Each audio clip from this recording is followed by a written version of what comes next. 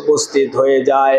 আল্লাহর নবী সাল্লাল্লাহু আলাইহি ওয়াসাল্লাম যখন এটা দেখলেন, দেখার পরে আল্লাহর নবী সাল্লাল্লাহু আলাইহি ওয়াসাল্লাম নিজের গায়ের চাদরটা খুলে জমিনের মধ্যে বিছায়া দেন। কন্যা সুবহানাল্লাহ। নিজের গায়ের চাদরটা বিছিয়ে দেন। বিছিয়ে দেওয়ার পর ওই বৃদ্ধা মহিলা চাদর উপরে সুন্দর করে বসে পড়ে। আল্লাহ নবী সাল্লাল্লাহু আলাইহি ওয়াসাল্লামের যখন চাদরটা জমিনের উপরে বিছিয়ে দেওয়া হয়, এবার যখন মহিলা বসে পড়ে, মহিলা ক্লান্তি দূর থেকে হেঁটে আস্তে আস্তে ক্লান্তি বোধ করতেছেন।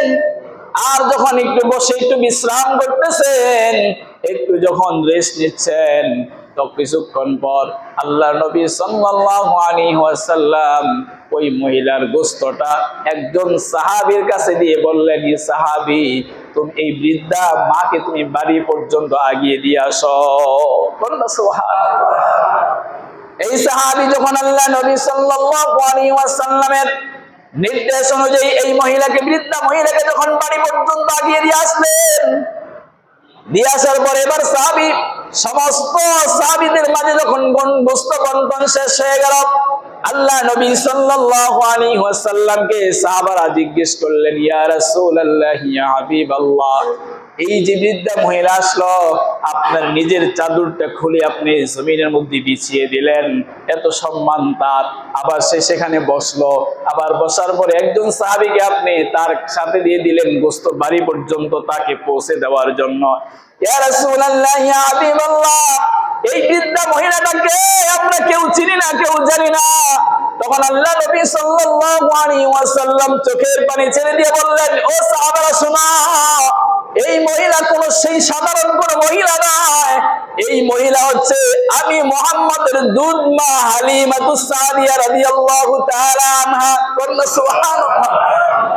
একজন দুধ মায়ের সম্মান যদি এটা হয়, আল্লাহ নবী শিক্ষা দিলেন মায়ের সাথে কেমন আচরণ করতে হবে। কন্যা সুবহানাল্লাহ।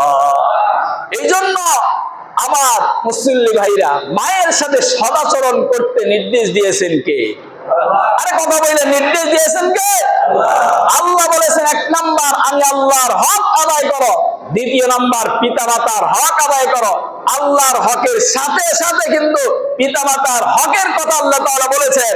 এই জন্য পিতামাতা যদি কাফের হয়, মনে রাখবেন এক সাহাবীর ঘটনা আছে, আসমা বিনত আবু বকর। এই সাহাবিয়া মহিলা সাহাবীর ঘটনা অনেক লম্বা সূরা। পিতামাতা যদি কাফের হয়, যদি অন্য ধর্মাবলম্বী হয়, তার সাথে খারাপ মন্দ আচরণ করা ইসলাম শিক্ষা দেয় না। তবে মুসলমান হলে তার সাথে কি খারাপ আচরণ করা যাবে? খারাপ আচরণ করা যাবে না। এজন্য অবশ্যই অবশ্যই পিতামাতা যারা আছে এদের সাথে সুন্দর আচরণ করা। যাদের পিতামাতা নাই, এরা কি করবে? এদের কাজ হচ্ছে আল্লাহ তাআলার কাছে এদের জন্য দোয়া করা। কয়েকটা দোয়া আল্লাহ শিখিয়ে দিয়েছেন, সবচেয়ে উত্তম যে দোয়াটা, রব্বির হামহুমা কামা রব্বায়ানি সগীরা, রব্বির হামহুমা কামা রব্বায়ানি সগীরা। আল্লাহ নবী হাদিসের মধ্যে বলেন, যখন বান্দা যখন পিতামাতা সন্তানের জন্য দোয়া করে, এর মাঝে কোনো পর্দা থাকে না, আল্লাহ কবুল করেন। সুবহানাল্লাহ। আবার সন্তান যদি পিতামাতার জন্য দোয়া করে, এর মাঝে পর্দা থাকে না, ডাইরেক্ট পৌঁছে যায় আল্লাহর কাছে। এই জন্য আমরা এত হতভাগা সন্তান, পিতামাতার জন্য যে একটু নামাজ পড়ে দোয়া করব, সেই সুযোগটাও হয় না। ওই যখন মৃত্যুবার্ষিকী আসবে, হুজুর একটু দোয়া করিলেন, আমার ভাড়াটিয়া দোয়ার অনেক প্রয়োজন। কথা বুঝছেন? ডাইরেক্ট বললাম, আমার ভাড়াটিয়া, মানে আমি দোয়া করি মানে আপনার বাবার জন্য, মায়ের জন্য। আপনি দোয়া করতে পারতেছেন না, হুজুর আপনি একটু দোয়া করেন, আমার ভাড়াটিয়া দোয়ার অনেক প্রয়োজন। এই ভাড়াটিয়া দোয়ার চাইতে আপনার বাবার জন্য, মায়ের জন্য আপনি দোয়া করেন, সবচেয়ে বেশি উত্তম। আল্লাহ তাআলা আমাদেরকে কবুল করেন, বলেন আমিন। আরেকটু আওয়াজ করে বলেন আমিন।